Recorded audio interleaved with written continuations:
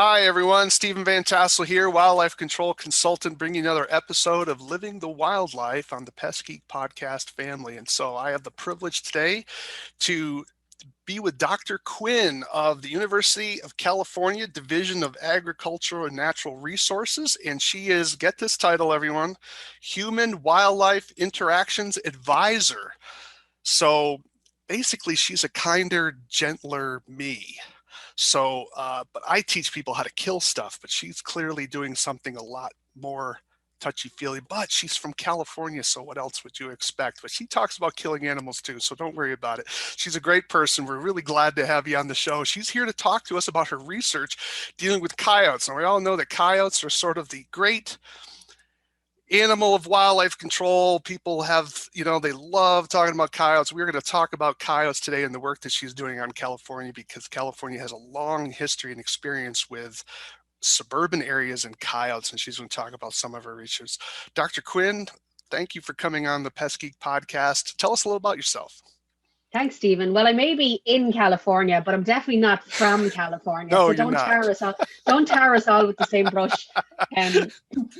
I'm originally from Ireland. I have a BSc and a PhD in small mammal ecology. And while I have the title of Human Wildlife Interactions Advisors, I've been actually whacking rats for a long, long time across the globe in different countries, as far away as Southeast Asia and Central Europe and Ireland and the UK and now in California.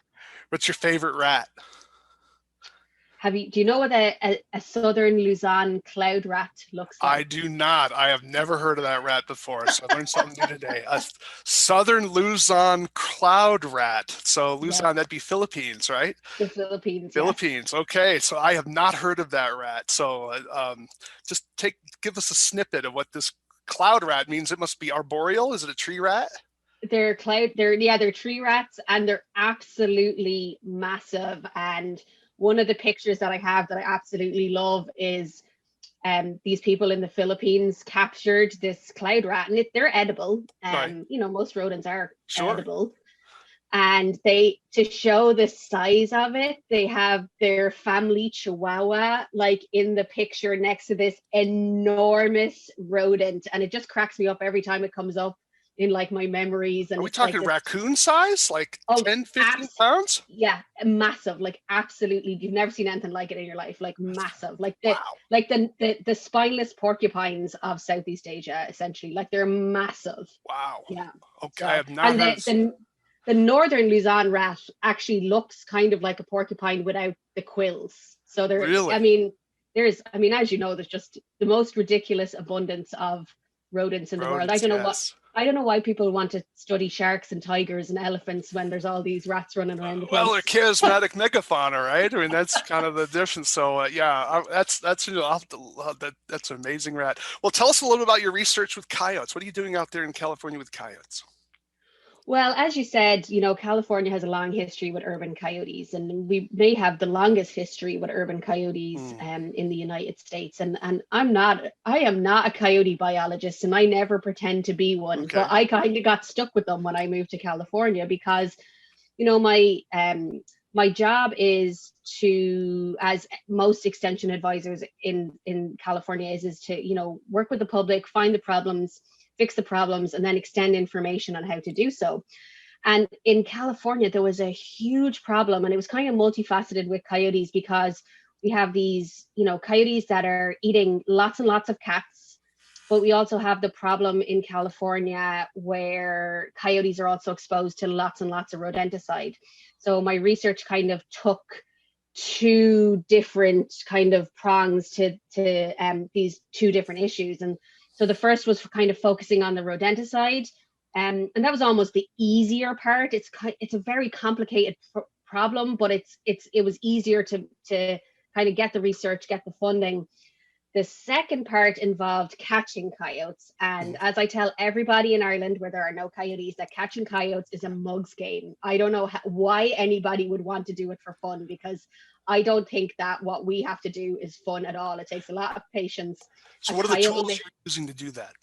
So we're in California, and so we are limited. I'm also limited because I work for a university. We have kind of have to get something called an SCP, which is scientific collection permit. So the state kind of mandates what we use, but I also have to get something called an IACUC, which is Institutional Animal Care and Use Committee. And they are, I mean, they do an important job. They make sure that what we're doing is ethical and like we're not essentially wasting wildlife for our research. So they make sure that there's enough wildlife, that we're not, like sometimes they're like, actually, you have to kill more, you have to trap more to make your wildlife worth it. And sometimes they're like, well, actually, you need to reduce your numbers because your effort is, your effort needs to be smaller. And so, so we are limited to a collarum, Belle Isle, and also just your regular neck snares. Now, the trappers that I work with, they have the most experience with the collarum and Belle Isles, but because we're in California again, and like, I guess, most researchers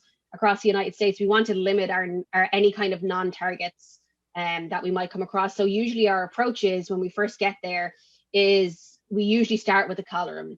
We use cellular game cameras that watch our traps, because under our scientific collection permit and our IACUC, we have to respond in less than 2 hours. Wow. And so, yes, like your Norman trapping laws would usually be like once a day, once every 24 hours, something like that. Right. And so for us, it's like, we have to respond like that essentially. And so I don't get a lot of sleep. And so National Geographic lied to me, Stephen. They make it look very, very glamorous, where in fact it's just like I'm kind of walking around like this most of the day with my eyes kind of trying to keep my eyes open with matchsticks. And so we usually trap in multiple sites in an area at one time to try and maximize our efforts. And I have to say, we were kind of crap at it when we started. Now, my trappers are very, very experienced. But they trap nuisance wildlife. They know they're in areas where maybe coyotes are known to maybe take slightly more risks. And in my head, I'm so naive. Like, as someone that has trapped rats like for most of her professional career, to move to coyotes, I was so naive, Stephen. Like, I had no idea how wily they were, and how difficult it was, and like how everything just works on. As a scientist, it's hard for me to say this, but I feel like trapping coyotes, a lot of it is intuition and not science sometimes. Right. And so my trapper might come up to a site and I think, oh, this is great. This will be great for the study. It's in a really nice urban area. And he's like, no, I don't like it because, this person over here could see this trap, and we don't want that because we don't want anyone to disturb our trap. We don't want, oh, I see dog footprints over there. We definitely don't want to catch a dog. And then sometimes he's just like, yeah, I don't like it. We're not going to trap here. And I trust him. Like, but it goes the other way. Like, sometimes he'll go in there and he'll be like, oh, I really like this I really like this site. This is great. And I think I get all like warm and fuzzy, and I'm like, oh, great. I'm not going to get any sleep this week. Which is a good thing. I mean, It is a good thing. And so like we started off and we were months and months and months just trapping in the wrong sites. We really were trapping in the wrong sites. There wasn't a lot of activity.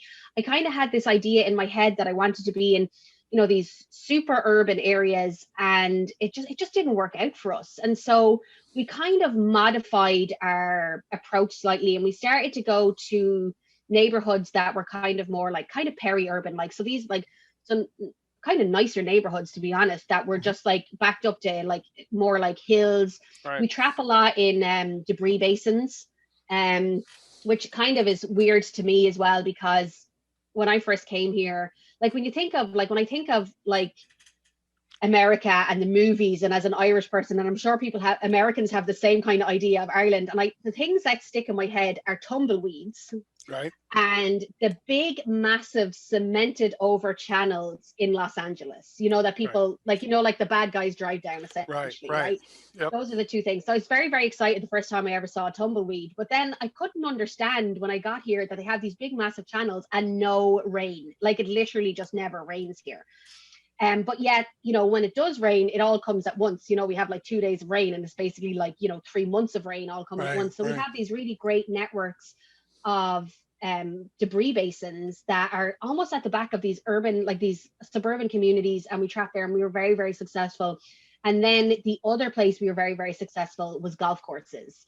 And of course, golf courses are in among these urban communities as well. So it's important for me. Like, I trust my trapper. Well, I am not the trapper. I'm the person that comes along with the drugs and the collar and the science. But I can't do any of that without my trapper. And my trapper is just, we try different things. We have a few different lures. We get advice from other people. We've had people as far north as Chicago or in Illinois reach out to us to say, hey, you should try like Shien's breaks or whatever it's called, or you should try this. And I always say they smell like bum sushi, like it's like bad. Yeah. All those lures smell like bad fish to me.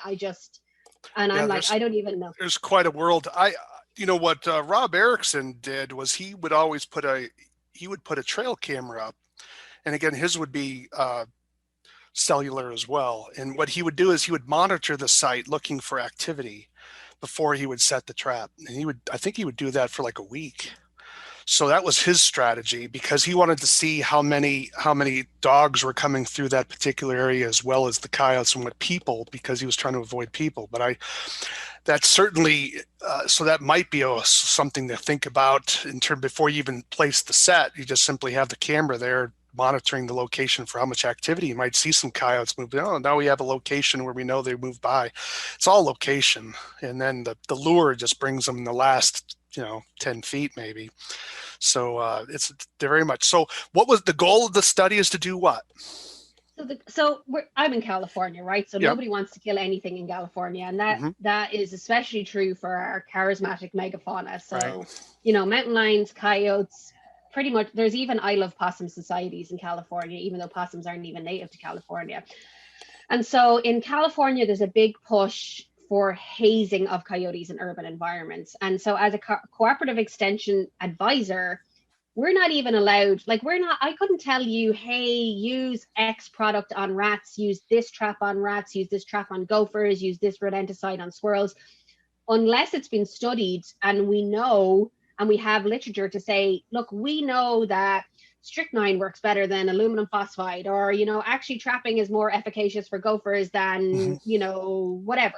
Right. And so we can't say that. And so as a cooperative extension advisor, I don't feel like I can say, go out and haze those coyotes, because it works, because we don't know that it works. And also we know that hazing has had very mixed success for almost every wildlife species that it's been tested on. And so we know that bird hazing is very, very complicated. We know that bear hazing is very dependent on the individual. We know these things, and we know that hazing has failed over and over and over again. And I don't know, but, I used to say, when people used to say, oh, when the world ends, that all that will be left is cockroaches and rats, I'm pretty sure that coyotes will be in there too, to be honest with you, because they're so resourceful, and they're very clever. Like, they're very, very clever. And one thing I will say is definitely the females are more clever than the males. They're harder to catch. They're definitely harder to catch. Now, I'm not saying now, if you're to use a Belle-Isle, obviously a Belle-Isle is a little bit more indiscriminatory, but like when it comes to the collarum, like we almost always just catch males. Interesting. Wow. Yeah. And so your goal there, so that's just started. Then you're starting. How long have you been on that process? Well, we're over a year trying to catch 19 coyotes. And so it's been a long, long process. And we've had things like this happen to us. I actually happen to have, this is a collar. This is actually my collar in two pieces. Yeah, the battery and the collar, yeah. I won't use swear words, but I want to. This was chewed off by another coyote. So that we put this on a coyote, and another coyote chewed it off. So essentially, you can see the wire. So we've had actually, even though we've trapped and collared 19 coyotes, we were out 1 week this year. So far, usually we trap every other week, but we ran out of collars. So we had 20 collars. One of them never worked in the first place. And we trapped 3 coyotes in 1 week. It was an absolutely insane week. We caught one on a Monday night, one on a Tuesday night, and one on a Thursday. 20 minutes after we set the trap, we caught the one on the Thursday. Well, that's nice. But it was nice until it threw itself onto a car that the following Wednesday. And so like that was the first coyote we've had that's actually been killed by a car, which I don't know if any of your listeners have ever been to LA, but that surprises me a lot. Wow. Because it's great. Like the traffic here is crazy, even during lockdown. 8-lane highways, folks. It's amazing. And so exactly. And I think that like a lot of the time the coyotes are actually very good at traversing the roads. And I'm not really sure what happened to that coyote. We retrieved the coyote and we retrieved the collar, and I have the coyote's body. I just haven't had a chance to do a necropsy, but like, I mean, I just assume it just got hit by a car. Like like it's the process of, that we went through with collaring. There was nothing wrong with the coyote when we let it go. It got caught in a collar. There's very little risk of injury in a collar, which is really Right. nice. Obviously, with a Belial, we have to be really careful, but we're so quick with a Belial. And we also use thicker wires in our Belial because we don't, like, our goal isn't the same goal as the people that listen to the podcast. Like, That's our right. goal is to make sure that the coyote actually leaves the trap uninjured and goes. So it's so hectic, but the plan is to actually physically go out and haze these animals. And so, like, we will be interacting with the community, trying to get them to, like, essentially ruin the coyote's self-esteem and see if it changes how they use the space. Okay. Now, ideally, we would like to measure, like, does it decrease the amounts of cats that they eat? Does it change their behavior in other ways? But that's just really difficult for us to manage. Right. And Right. so scientifically, we can only really test is, does hazing, decrease the amount of time that maybe they interact with humans? So, like, do they go from more kind of a crepuscular type of activity to, very much in the middle of the night type of activity? Or do they change their space use where they move away from these urban areas? But what we're seeing is, and it's really interesting, now we haven't analyzed the data, but like, our coyotes, their home ranges are very, very different. So we have coyotes that are trapped very close to these massive natural areas. And like, you're talking about areas that could have mountain lions in them, or would have a huge amount of wildlife to support a coyote in, and the coyotes just never go near it.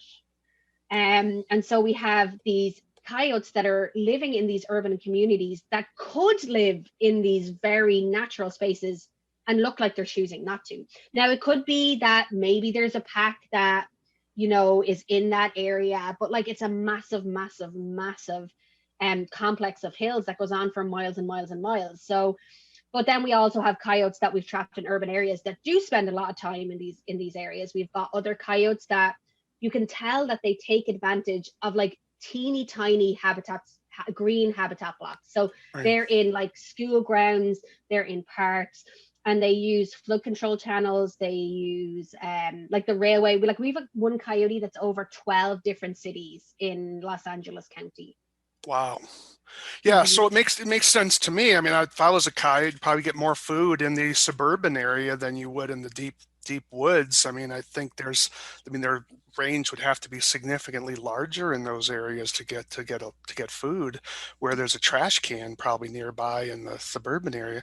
So you're also doing some work on anticoagulants Mm-hmm. with coyotes. Explain that a little bit.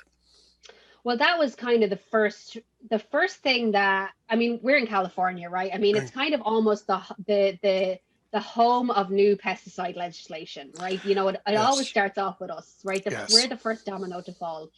And so with anticoagulant rodenticides, when I first got here, the first thing that came to my head is, you know, we're and just for a bit of context, in Southern California, we're very much, apart from like the major metropolitan areas, we're very much roof rat territory.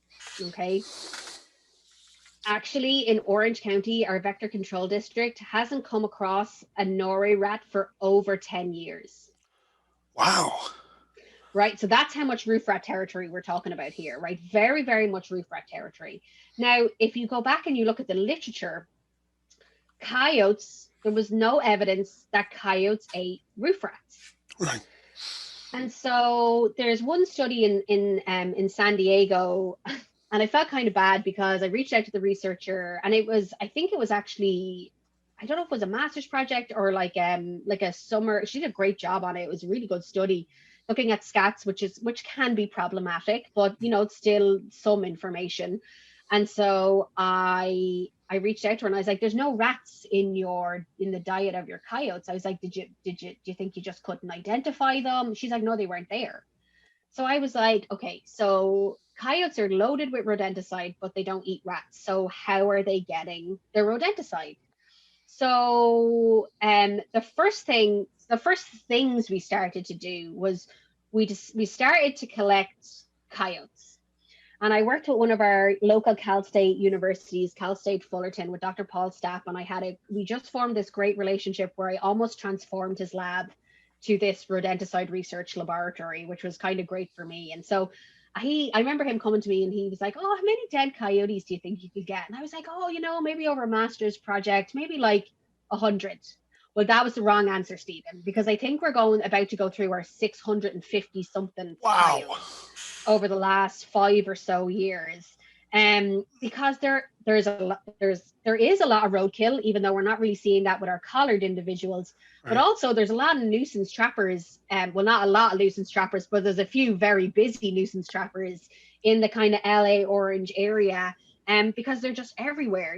Coyotes are like, they're very densely populated in Southern Wow. California.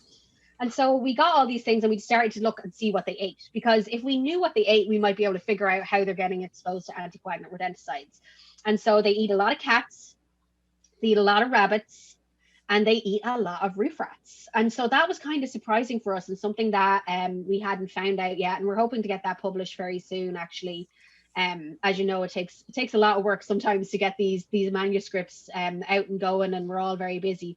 Mhm. But the other thing we wanted to do was we wanted to look at what went into a bait station, because in my mind, before we started all this diet stuff, I was thinking, well, it must be something else. It must be like wood rats or native mice, or something's getting into these bait stations that we know that these coyotes eat. So we kind of had, we were kind of trying to get to the same place, but like two different Two different ways. ways. Yeah. Yeah. And so we put these bait stations out in these backyards, and I think we had like 90 different backyards across Orange County in Southern California. And we had game cameras on them. And as anyone knows that's ever used game cameras, like we got like plenty of action wildlife wise, but we got like just like 5 million pictures of just leaves, just Yep. blowing in the Oh, I wind. know. It Yeah. drives you mad. I hear you. And so yeah, and so that was another great master's project out of the staff lab. And so he looked at these. I mean, that was with our UC Master Gardener program, which for me is just the most incredible resource. First of all, they're just the greatest volunteers ever. But second of all, they let me into their backyard to do all this research. And it's Yeah. like having these secured research sites, which is it's just great. And then they're also really good bakers on top of it. So like that kind of that kind of helps too. So yeah, so we looked to see what got into these bait stations, and so we were expecting all these non-targets to get into these bait stations. Well, that's not the case, and like we were kind of blown away by how few non-targets. And so we had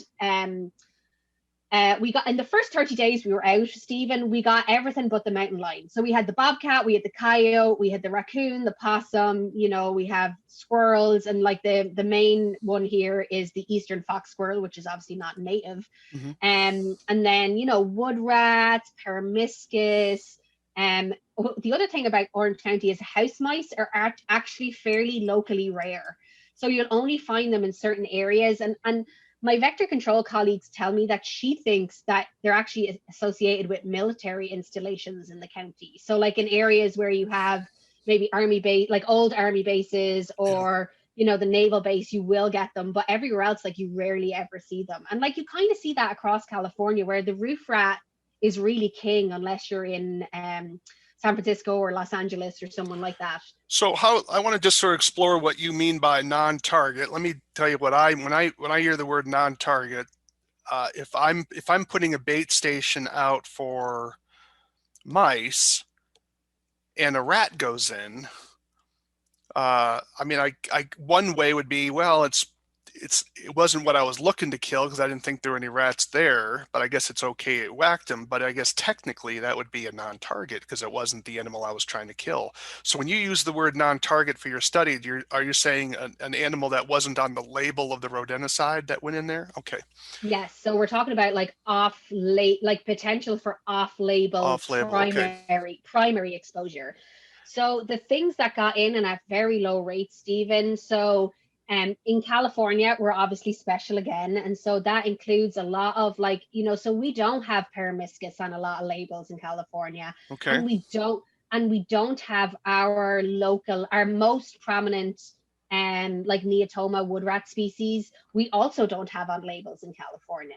Okay. And so like those we didn't say exactly call them non-targets. Well, the wood rat is definitely non-target, Right. but like Peromyscus may or may not have been a non-target.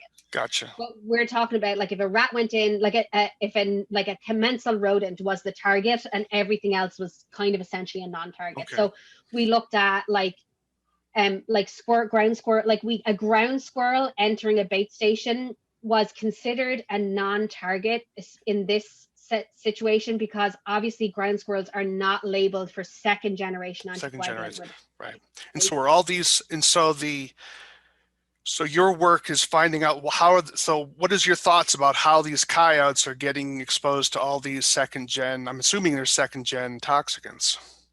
Well, that was the thing, is that like we didn't really know. And so like we kind of had like all these different puzzle pieces and we were trying to put them together. So what we first found out was that they ate a lot of roof rats. And the next thing we found out is that pretty much in Orange County, the pest management professionals are doing their job and exposing rats to anticoagulant rodenticide. They're actually exposing, at least primarily, Stephen, they're not exposing for suburban applications of second generation anticoagulant rodenticide. There's actually a very low risk of primary exposure, which was just interesting to us because it never occurred to me in a million years. Now, the things that we found out were we actually applied our rodenticide at 2 different levels. And I think that this is interesting because like we all know that roof rats spend an immense amount of time off the ground, and yet all our PMPs in California are controlling them on the ground. Okay. And so in bait stations on the ground. And so it's likely that that's not the best place to control them. So we looked at these 2 different levels of application, and it turns out that neither of them are actually good places to we had well, I'll have to go back and look at the data, but like in yards where we had activity, about 50 to 60% of those, the rats never even entered either of the bait stations. And how long were you waiting? So we were in those yards for 3 months. Oh my gosh. Serious? And so we've just actually started again, and 30 days, is even worse for 30 days. So we just looked at it. And so it's funny because people always look at what happens inside the bait station. Nobody is looking at what's happening outside the bait station. And outside the bait station, the rats of Southern California are giving the PMP the finger, essentially. Well, that's amazing. So you tried elevated stations. I'm assuming what, 6 feet off the ground, 5 feet off the ground? Well, kind of like chest height. Okay. And like it's mostly just for it's like for me, like in my head, I'm thinking like it's important to answer these science questions, but like the answers also have to be practical for the pest management professional. Sure. So you got them on a platform on a tree, 4 feet off the ground, so they're easy to interact with. And then you had others on the ground, at the base of the tree or away from the tree? So they were actually they were in the same yard, but in 2 different locations. 2 different locations. So, yeah. And so what is the best place to bait a roof rat? Did you find that out? So so we know, first of all, that block baits are not better than grain baits, but like you just can't use grain baits in a bait station for an urban application. It's just not legal. Right. And it's probably better to bait outside the bait station, but that's also not legal. Right. And so I think that the bait station needs to be improved. I think that I would like to we only looked at one type of bait station, but I think that we could look at other bait stations, other placements. We also used non-toxic baits. So we used like the main 2 that are out there, which is the Leafotech rat and mouse attractant and Bell's Detex. And so like all the things that we found out were so interesting. So we saw that rats responded really well to bait replacement. So like we were actually getting pulses of activity, especially in areas that had really high rates of activity. Like we didn't measure density, we can only look at activity. So places that had lots of activity, we noticed that every 7 days when we replaced the bait, you were seeing these like they like fresh bait.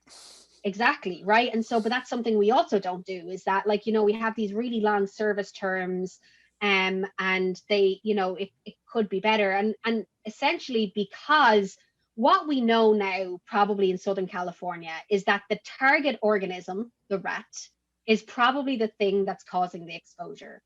Now, I'm not saying that we have all the answers to the questions, Stephen, but we know that coyotes eat rats, and we know that PMPs poison rats. Right. And so, like, it's kind of like a little bit like A plus B, equals C, but we're not completely there yet, So is because it? So my thinking is because it's kind of surprising for me that coyotes would be eating so many rats, because rats are pretty wary creatures. But I'm wondering, is it because are the coyotes catching the rats because the rats are getting some poison and it's weakening them a little bit, and so they're acting a little less nimble than they were, and so the coyotes are simply taking advantage of this easy food opportunity, or the coyotes simply feeding on a fresh dead one?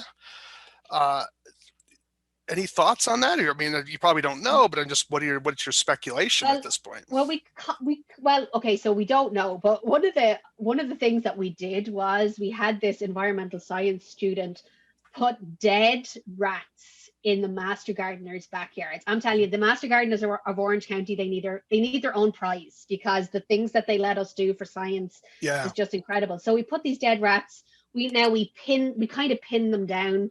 We left them there for 7 days, and we watched what interacted with them, and it was actually incredible. So everything from like invertebrates to other rats to birds, Hmm. your whole suite of mesocarnivores, your coyotes, um, but we don't know, like, we assumed in that situation that all of those things were interacting with the dead rats, whereas Right. we just don't know. Now, you would think that with rats, but look at cats. Like, look how good climbers cats are. Look, like, they're not outdoors all the time, and they eat more cats than they do rats. Yeah, well, that's a good coyote to my mind. Yeah. So we want coyote. That's I mean I don't coyote. That's a good coyote. So because they're helping get that invasive species off the landscape. But I suspect though with the cat is that the coyote is probably ambushing, and maybe the cat is too far away from a tree at that moment, and the coyote simply running it down, especially if the coyote has a start, or the coyote simply jumps and pins it maybe. Um, so that's what I'm thinking. Plus, I think it's also an indication of just how many cats are roaming around, ravaging your environmentalist California, which is always fascinating to me. The hypocrisy where people pin all their environmental love on one particular thing. Oh, I drive an electric car, but I let my cats roam free. I'm an environmentalist. Well, I'm like, well, no, you really hate the environment. So where does this come from? So it's interesting how we have our blinders on for what we don't think is environmentally responsible. So, uh, but it's so where are you at in this study now? And you've had 650 stomach Well, studies. it's kind of a range. So some of them went to the diet study. Now we're actually looking at sublethal exposure. So Okay. the thing that anybody that's been to California, urban California, knows that there are a shed load of coyotes in Southern California, right? There's Right. just tons of them. And I don't even know if urban Southern California has reached saturation as far as urban Wow. coyotes are concerned. And so, because I think it is new, and like Rex Baker and Bob Tim and people like that have been like looking at urban coyote conflict in Southern California. And so, like, it kind of is like new. I wouldn't say like it's like, I mean, like it's like, you're talking about 30, 40 years maybe. And so, Right. like, is that long enough for like a large predator to actually colonize a whole entire environment? I don't know. And like, the one thing we know is that they're really opportunistic. And I think that we're going to get to the stage where there's going to be this whole source sink thing, where you have areas of the urban environment that are really easy to find food for coyotes, and areas of urban environment that are not, but you're still going to get coyotes there eventually. Right. Especially if they just, because of the nature of how coyotes disperse, and how they have their family structure, I think eventually we probably will have more. And so yeah, so it's, I mean, there's just an insane amount, and so we never run out. But anyway, because of that, in my mind, I'm thinking, okay, they're all exposed to anticoagulant rodenticide, or at least the proportion that we get. And like our sampling could be biased, because we do just get dead coyotes. So, Right. maybe coyotes that are just walking around the landscape, or maybe they're less likely to be exposed, who knows. But the thing about it is that we have coyotes that are walking around with like high levels of anticoagulant exposure. That's probably enough to kill them. But yet they're not dying, and they don't really on necropsy appear to be compromised either. And so we're kind of trying to look and see, like, These are none of our second gens. these are all second gens. So we only look for second gens, and we look for first gens. And Okay. so we test for brodifacoum, bromadiolone, difethialone, and difenacoum. Now, nobody really uses difenacoum in Southern California, so we rarely detect it. And then we look for difascinone, chlorofascinone, warfarin, and actually coumatetralyl. And so you might say, oh, what's coumatetralyl? Well, coumatetralyl is an unregistered compound in the United States, yet we have still been able to detect it. Interesting. Which is interesting, but I almost hate saying that out loud, Stephen, because a lot of people just glob onto the fact that we're detecting illegal compounds, and it's a small amount, but it's still there. And I think it's good evidence that probably members of the public are using rodenticide illegally. But the other thing is that 99% of our coyotes are exposed to anticoagulant rodenticides. And so proportionally, where are you seeing most the numbers? Are they getting poisoned mostly by second gens? Is that what you're seeing mostly in your data, or is it just kind of even? Mostly it goes bromadiolone, brodifacoum, difenacoum, difascinone. So yeah. Okay. Well, there's about 65% or so of our sample is exposed to difascinone. And it'll be interesting because as things move in California, I would expect to see exposure to difascinone actually increase as PMPs switch from, second gens to first gens, or maybe acute rodenticides. But we don't look for acute rodenticides, and like we should, but like it's just so expensive. Like, essentially it's the same as like if you want to test for bromethylene or cholecalciferol, it's more complicated of a process. Okay. And it's likely that they could be there. And we just don't test for them. And like, it's one thing that we've learned, like if you look for something, you'll probably find it. Sure. And like coumatetralyl was added to our panel by mistake, and then lo and behold, there it was. So where would they be purchasing this online? Because it would be what, Mexico? Is it legal in Mexico? Well, I have to tell you, Stephen, that the detection of coumatetralyl started a very strange hobby of mine, which is how much illegal rodenticide can Neve purchase over the internet? And it's a lot. It's a lot. Yeah. I mean, a lot. Now, it's actually not that easy in California, because California with like things like eBay and the other one, or Amazon, is they have kind of strict enough filters, but their filters are broken, and I know how they're broken, because I know about the pesticides, and so I can get around it. And I've tried to work with EPA and I've tried to work with DPR to try and fix this, but it's just hard. And so generally I just go direct to the manufacturer, and the manufacturer just sends cease and desist letters. But if I was in my office, I would be able to show you my boxes of rodenticide that has, like, we've gotten because we detected coumatetralyl. I was like, oh, I wonder, can I buy coumatetralyl? So I'm like, oh yeah, there we go, coumatetralyl. I've also got floccumifen, which is also not registered. Now, we don't test for floccumifen mainly because our lab doesn't offer it, but like it could be present. But the thing about it is that like I really don't want people to focus on the fact that we found this much illegal rodenticide when we're actually like 99% exposure. I mean, I am not saying that the pest management professionals of Southern California are doing something wrong. I just think that we have been focused on the wrong part of the food chain for so long. So we've been trying to focus on trying to decrease the amount of coyotes that are exposed to anticoagulants, when we should be looking at trying to decrease the amount of rats that are exposed to anticoagulant rodenticides. And so what we're proposing is that by killing rats effectively and not letting their populations rebound, you're actually decreasing the amount of rats that would be intoxicated or at least exposed in the environment. And so then the prey availability for everything, not just coyotes, but for birds of prey. And, of course we have our urban mountain lions, which is crazy in Los Angeles as well. And like I don't know a lot about the mountain lions because that's not really my study system. Yeah. But like it's like, are mountain lions eating roof rats too? Like it just seems like it seems bizarre, Well, right? Like it doesn't seem. they're being exposed. The last VPC showed they were being exposed to anticoagulants, so they're getting it from somewhere. So the Yeah, question that I would have is, are you suggesting that people, obviously habitat modification, exclusion, which are, exclusion can be expensive for some people. That can be very yeah. difficult for them. But traps obviously would be another option here. Is the A24 good nature trap legal in your state? Is that, For rats, for for rats, rats I it's legal? believe. Rats, I Okay. believe it is. Now, for ground squirrels and tree squirrels, you're getting on dodgy territory Yeah. So in California.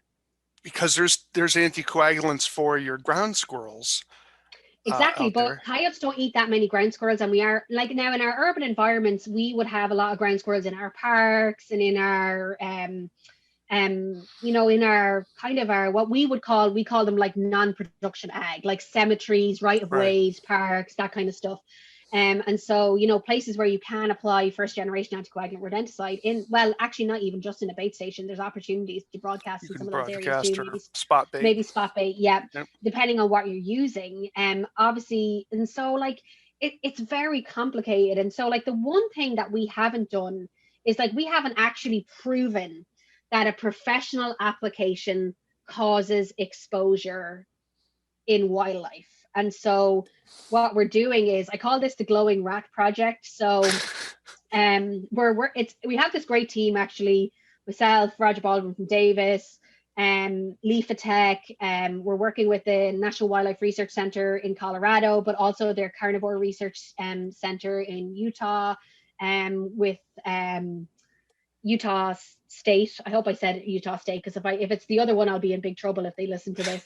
And I just say that I'm from Ireland and I don't know how to work America, and I No, kind of get away with it when I Utah mix State things up. is the one with the Berriman Institute, right? Yes. Yeah. So yes, so Utah Yeah. State. So Julie Young at the Utah State. And so what we're trying to do is it's really hard to trace a source application of anticoagulant rodenticide. Now, usually what people do is that they use a pesticide that's not registered in the United States. Well, hello, we don't really have that opportunity because we already know that pesticides that are not registered in the United States are showing up in our wildlife. Right, right. And so I had this crazy idea, and everybody kept telling me that I was crazy, but I wouldn't listen to them.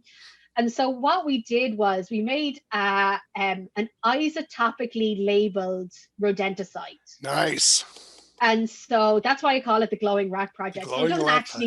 it doesn't actually glow, but the idea is that this rodenticide should act exactly the same, and we should be able to trace it through multiple trophic layers. Now, the whole thing behind this is a crazy plan to try and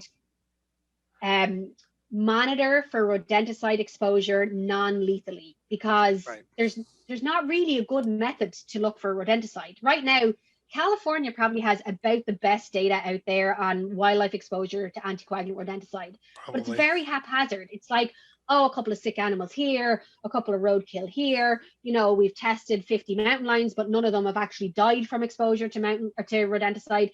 And so we're trying to look at ways to use either feces or hair to trace it through both individuals and populations without killing them. And so that way, like the whole aim essentially for all this is to be able to show if anticoagulant rodenticide has a population level effect on wildlife in the United States. So are those isotopic baits out in the field now, or are they coming? So no. So so we made them. So it's a very complicated process. So first of all, this process that I mentioned way back, this IACUC thing, institutional animal care, well, they don't like when you kill things.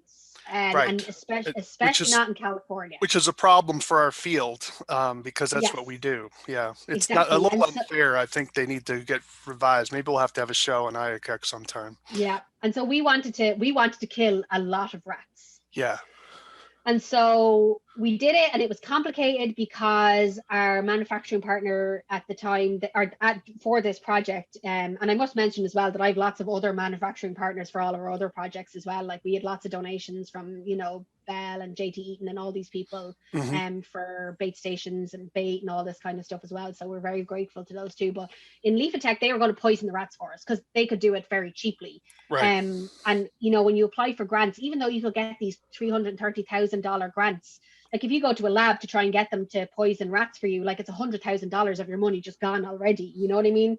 And like literally grams of the isotope would cost us like tens of thousands of dollars. Wow. And so this is obviously not something that is going to work for like for an application, like for a wide scale application. Right. For us, it's about trying to make the process. We need to be able to detect our compound, but we're also trying to make it so we're going to look for all the other normal compounds as well. So Yeah. like we can make this. So we kill the rats and we have shipped the rats to the next phase, which is trying to feed them to coyotes to see if we can detect the isotope up the food chain. So like Okay. basically one trophic level up. And so it's funny because right now we're actually going through the IACUC process for that. And I'm kind of delaying it a bit because we're trying to figure out how to make our sampling process in a way that's not going to result in a bald coyote. Because like they obviously need to thermoregulate. They're an outside colony. We don't want to like, you know, shave them every few days to the point where they have no fur left because Right. our IACUC, for good reason, wouldn't approve that. Right. So I'm trying to, it's been a very busy, it's the first 3 months of the year are never very good for me. So it's the January's over. So I have a little bit of a respite and we'll try and get that sorted. We hope you have enjoyed this part one of our interview with Dr. Quinn of the University of California. So stay tuned for next week for part two. So the interview was so long that we needed to break it up into two parts because it went for an hour and a half. So stay tuned and sign up for our podcast and get next week's part two. Thanks.